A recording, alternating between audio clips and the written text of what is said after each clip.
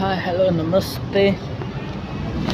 धेरै दिनपछि धेरै महिनापछि फेरि एउटा भ्लग होइन। अहिले चाहिँ म हालसाल दुबईमा छु।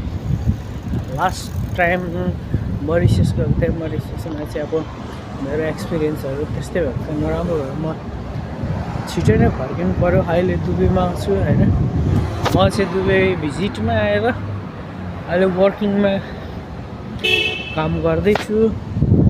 वर्किङमा भर्खर जोइन गरेको मैले चाहिँ। अब आएको 2 महिना जस्तो हुन आँट्यो।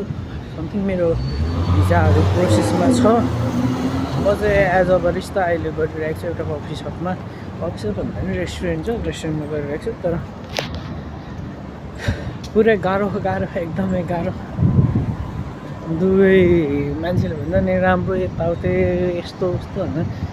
दुबई साह्रै स्ट्रगल त गर्नुपर्ने ठाउँ रहेछ भनेर चाहिँ मैले नि चाल पाएँ होइन। यति गाह्रो दुबई, यति गाह्रो